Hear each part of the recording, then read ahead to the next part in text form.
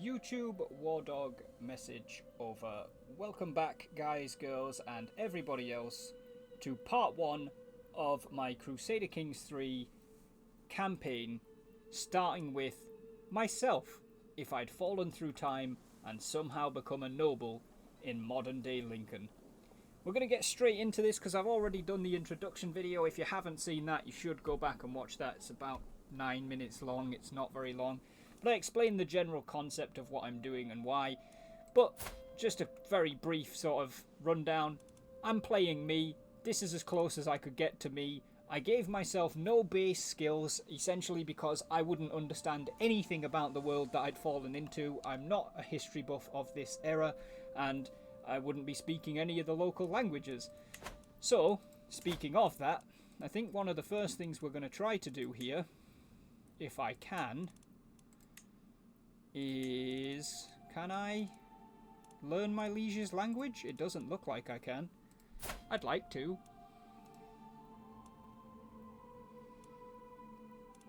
But it doesn't seem that I'm capable of doing that right now, so I guess we'll skip that. We don't have a player heir. I'm aware of that. We have no lifestyle chosen. Now, I think one of the things that I would like to do... I don't know why it's saying perks to unlock 5. I'm not sure quite why that's happened, but maybe we're going to get some bonus perks to start off with here. But there are some specific types that I want to get ones that are around languages. And open-minded here gives language bonus. You can learn 2 additional languages.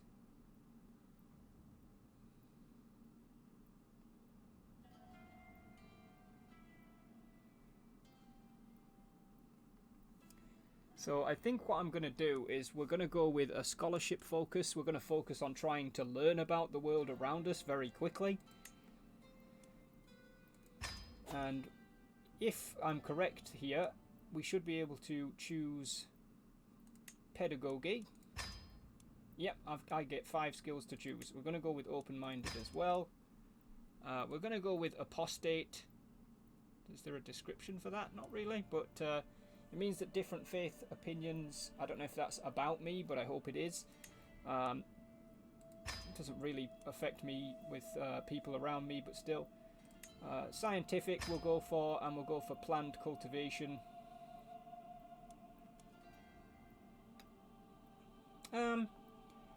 Actually, I'm going to throw one into anatomical studies. I may not be a doctor, but I would probably understand more about the human body than everyone or most people around me, just by virtue of having modern knowledge. So we're going to grab that one, because it helps us court physician to have better outcomes. So that's that. We are not married, and we should probably fix that, because I definitely need a spouse to start making my... well, making up for my horrible lack of stats. So, what are we going to go with? Well,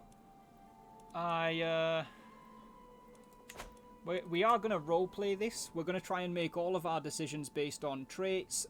With this character, it might get a little bit faster and looser because it's technically me. I know how I think. But as we start playing characters beyond this character, we will be going off of their traits. So my courtiers might be easier if I go to here, find character, say my realm. Let's go with my realm. I want female characters. Oh good, there's 2. So there's Eadburg Bjornred daughter, who is the sister of Petty King Burgred. Wow. Okay. I'm not quite sure why she's in my court, and she is 41. Oh, she already has a husband anyway. I should probably have made that part of the thing. Right, so we've got 24-year-old Wulfrith. She is a lowborn, so she's a peasant, but she is zealous, stubborn, diligent, and an adequate bargainer. However, I think we're in a tight spot here. We can't really afford to be choosers. She is zealous and I am cynical. You can see that because we speak an Anglic language, we do not hate each other as much. There's a bit more cultural acceptance. But I think I am going to try and arrange a marriage between myself and Wulfrith here. That looks good to me.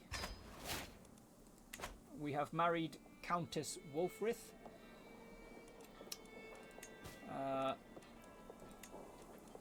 We're going to do that on day 1, which is possibly a little bit quick, but I am well aware, essentially, that I don't speak Anglo-Saxon, right? I have no idea what anyone around me is saying. So essentially, I found a viable option for a wife and immediately wifed her, so that we can hopefully not be killed by people who speak a different language.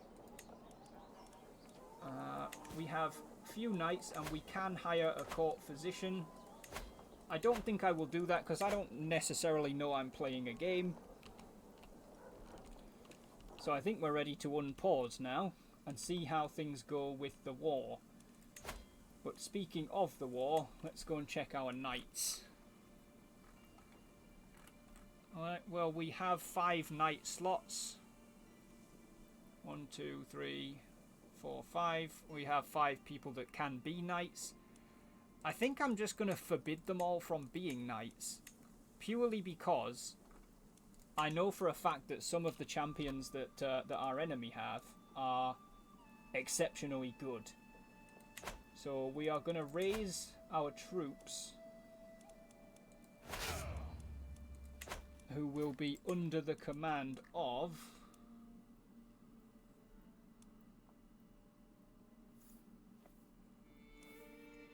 Adwig, I guess, who is my spy master.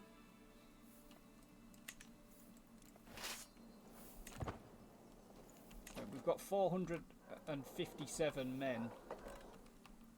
We are already at war with Jorvik and with what is Suthriar.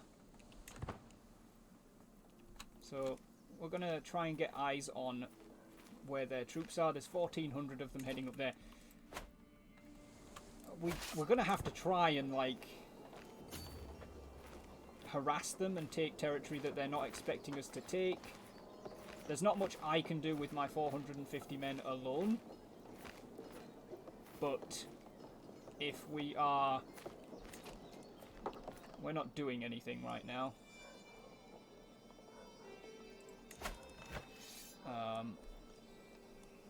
Do I need to offer to join my liege's war?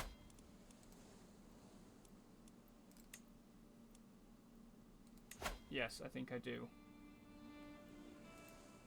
Oh, okay. So, I think we have to offer to join this chap's war. He's not my ally. Oh, I can't join the war, basically. That's disappointing. To my vassal, as an influential earl, it is only fair that you have a voice on my council. In recognition of this fact, I hereby offer you the position of Chancellor of Mercia. Now, my character is just and honest, and not very well suited to being a Chancellor. However, anything that ingratiates me towards King Burgred is a good idea right now, so I might have to bring my wife along discreetly to translate for me, but we're going to take the job.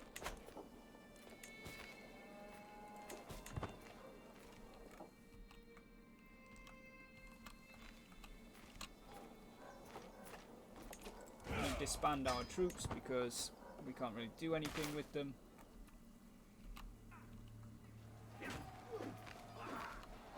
The Vikings are already winning, although there's 4,000 men under the Mercians and the Wessexians that are joining the fray, and it looks like they have actually won the initial Battle of Norwich. That's very good.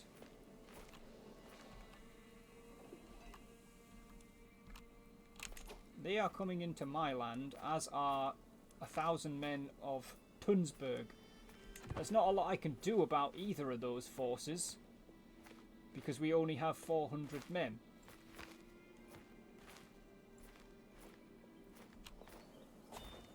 So we are now being raided by the raiders of Tunsberg, which is Chieftain Haraldur Tanglehair of Vestfold. I'm going to pin him, just because he's the first person to directly engage us.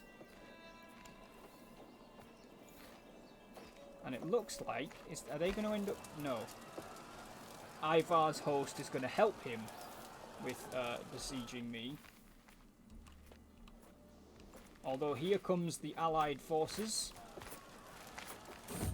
They didn't arrive quickly enough to prevent the sacking of Lindsey, though.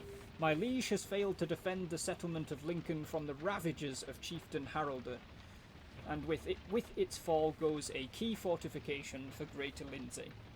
Even now, Chieftain Haraldur's troops swarm across the countryside, capturing and enslaving every skilled worker and apprentice they can find. That fiend.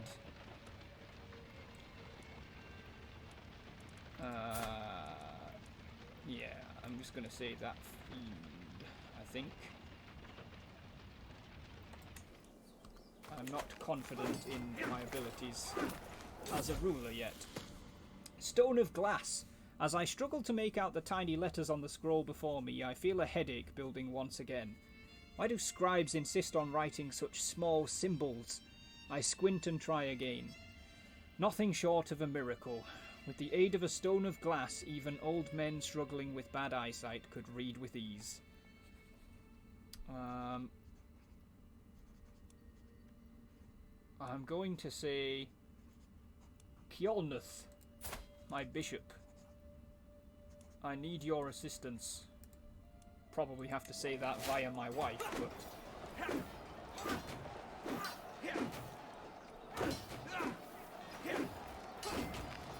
I'm not really sure what's happening here.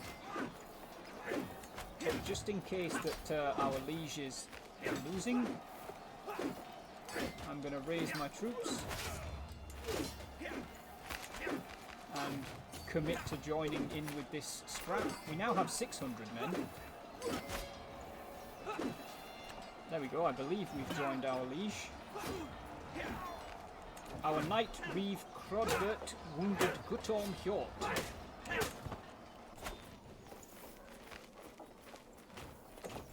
Lovely. We're going to disband our troops again if we can.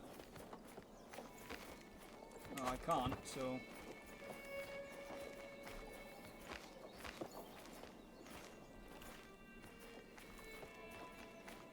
I guess we will continue maintaining our force at Lincoln.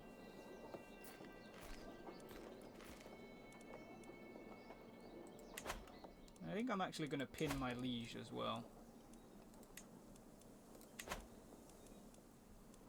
He likes me a tiny bit. Not a lot.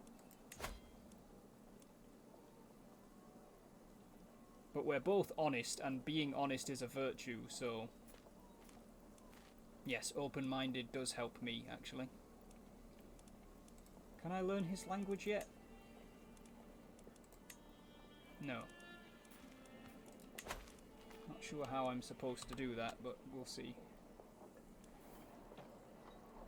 Oh, now I can disband my troops. We'll stand the troops down. Northumbria is definitely losing their war, which is definitely a bad thing for us.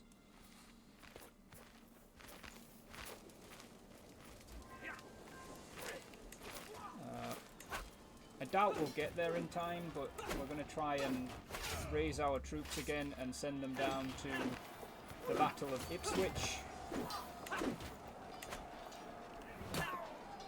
It looks like the alliance is winning. Yeah, is it us that's winning or them that's winning? It's hard to tell. I think it was us. However, we can't do anything else to help them, so we're just going to head back home again.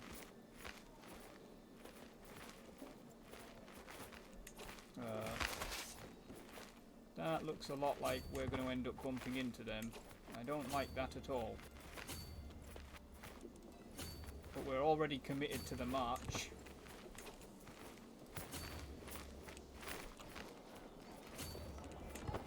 We've been caught. However, the allies are on the way. It's not going to be quick enough to help us at the Battle of Ely, though. Oh, maybe it will. The holding of Nottinghamshire got motivated workers for 10 years. Nice. Our knight Count Vela wounded Algier.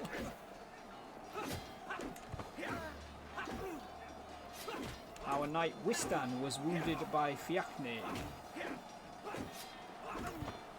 I'm going to butcher a lot of pronunciations, by the way, guys. I don't know how to speak most of these languages. Alright, we will head back to our land.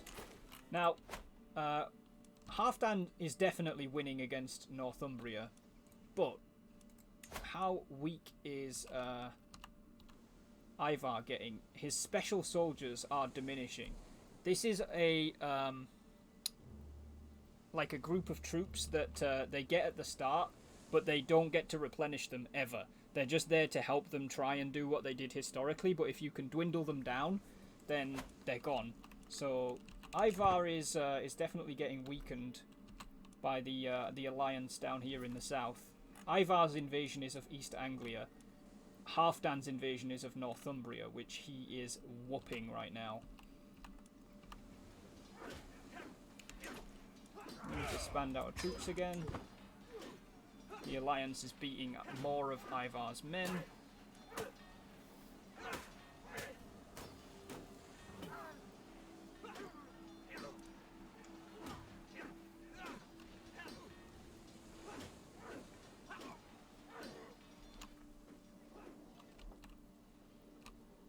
And besieging Norfolk to try and take it back. Halfdan has won against Petty King Aela of Northumbria, so now you can see that the Jarldom of Jorvik has gained a lot of territory, which is unfortunate. Northumbria is still defending against Ivar the Boneless and against Count Haystein, against the Duchy of Lothian, which is unfortunate because he's probably going to lose all of his land then. Lindsey is under siege by Jarl Ivar the Boneless. We will raise our troops again. We don't have enough just yet, but the allies, the First Army of Winchester, is on the, or are on the way rather. I'm going to try to catch them. Far from home, a stranger is brought before me. He has been waiting outside the castle gates for a week, my liege, my guard informs me, probably via my wife. The man bows deeply. My name is Dan, your highness. I have travelled far and wide and seen many things, but I am weary of the road. If you allow me to stay, I will happily share my knowledge of the world with you and be your loyal servant. Now, I probably would do this anyway, just because it's somebody who needs help, but this man is a Norseman. I don't particularly care about his religion. The more the merrier. And I'm even going to pin him. Oh, learn language. I can learn the Norse language from him. Why can't I learn Anglo-Saxon? Can I do that from my vassals? Maybe I speak some kind of broken Anglo-Saxon just because I speak English. Because they're both Anglic. Okay, yeah, so the language is Anglic. So I'm going to say that I don't fully speak Anglo-Saxon, but I'll pick it up eventually. However, I do think it would be useful if... where's he gone? If Dan... Well, if Dan helped us learn Norse. we'll try and learn Norse via Dan, I guess. Because our enemies speak Norse. These guys are really trying to run away from us right now. I want to try and catch them in a fight so that the allies can catch up.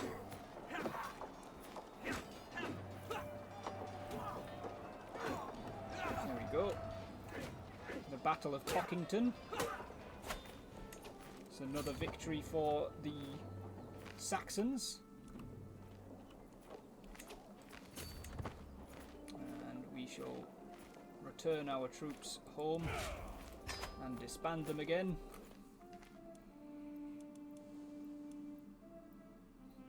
Technically we are still in a war against Ivar, but he's not doing very well. His special soldiers are still at 1700.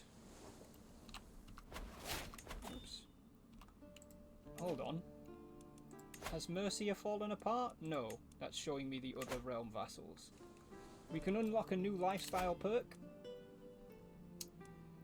We will get planned cultivation.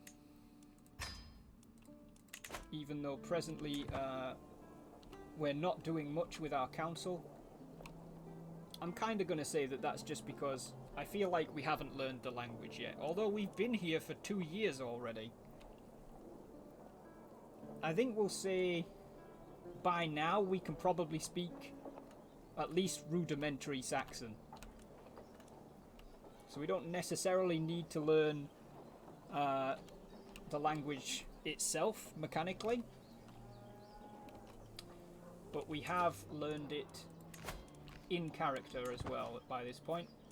There are 500 more men from Ivar the Boneless coming down here.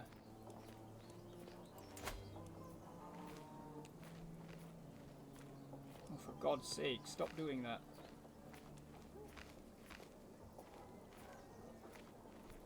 Okay.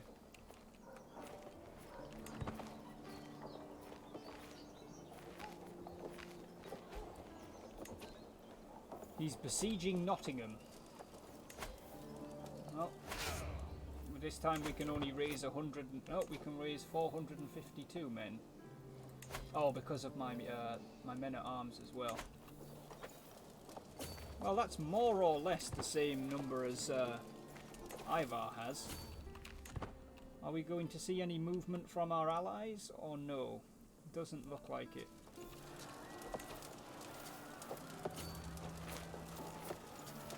Well, we will have to go and fight them then. I think we'll probably lose.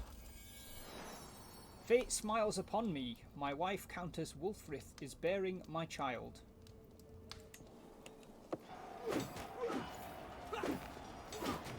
Yeah, we are going to lose this quite tidily. Although the allies are on the way, so ultimately Ivar may end up losing his host. Our knight Dan was wounded by Lorcan. Oh, damn it. I didn't forbid Dan from being a knight.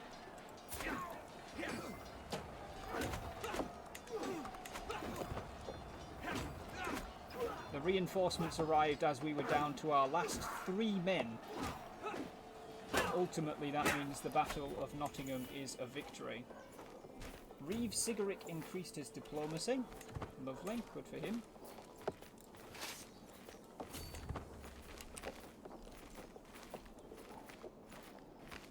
We will withdraw to Lincoln again.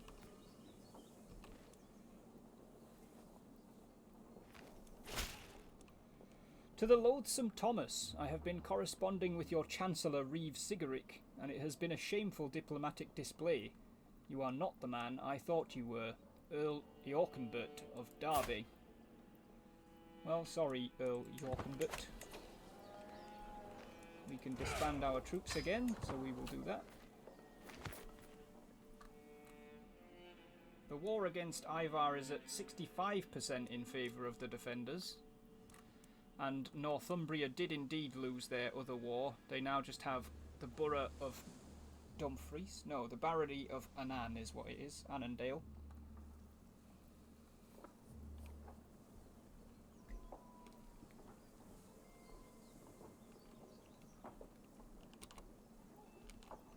Okay. Well, the bigger threat is really Jarl Halfdan. If he decides he wants to take land, there's not a lot I can do about it. We'll pick the speed up to 4 since we currently seem to be at a stalemate. Here comes some more of Ivar's men. Is it just those 300 coming down? It appears as though it might be.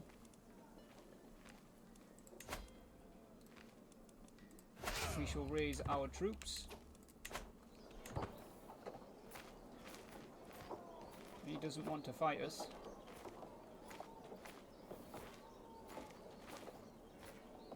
He's going to withdraw. That's interesting that we scared him off. Praise Saint Brigid! Wulfrith has given birth to a perfect little son. One day, child, you will carry on my legacy. What name would befit an earl?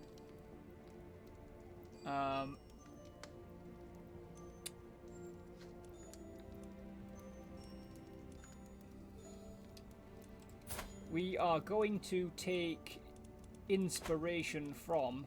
In fact, we will name him in honour of our king, because I want to give him a Saxon name. If I was playing this kind of offline, I'd probably name him after my real family and stuff, but don't really want to do that if we're sharing it on the internet. So we'll name him after the king, my liege.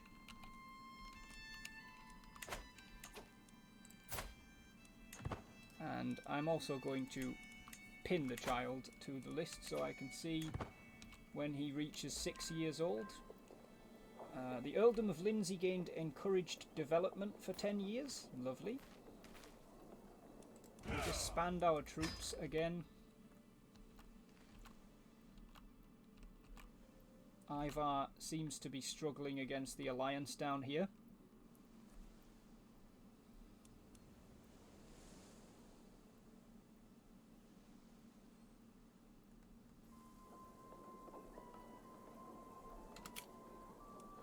Speed up.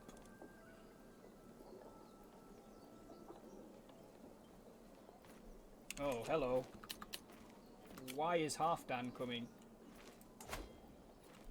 We're not at war with him, are we? Oh, he's an ally in this war. There's not a whole lot I can do about that. I am going to raise my troops to the south of Lincoln. But really, I need our allies to come up here and help.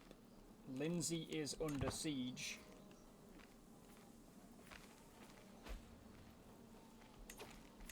Are they coming? Oh, there's 1,300 more of his men there.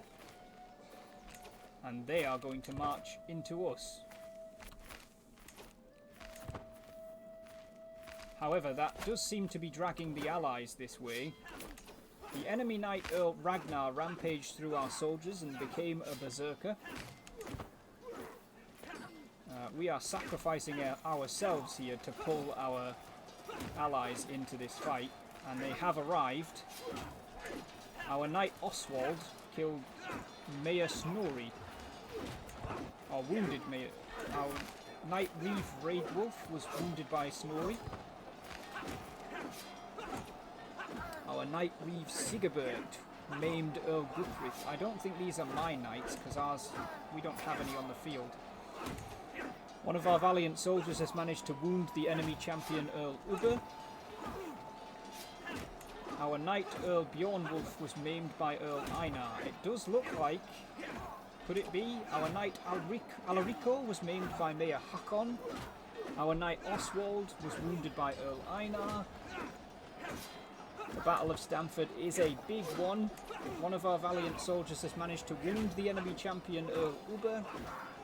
Our knight Reeve Aelfmar got his head ripped off by the berserker Mayor Hakon. Beortric was wounded by Earl Ragnar. However, it does appear that the balance has tipped in our favour. The Battle of Stamford, Oswald Aethelwydson has wounded the enemy commander Halfdan Whiteshirt. Wow. Wow, okay. First of all, let's go and check in here under details. I would like to know who it was that wounded Halfdan Whiteshirt at the end there. Is there a way to know who did what?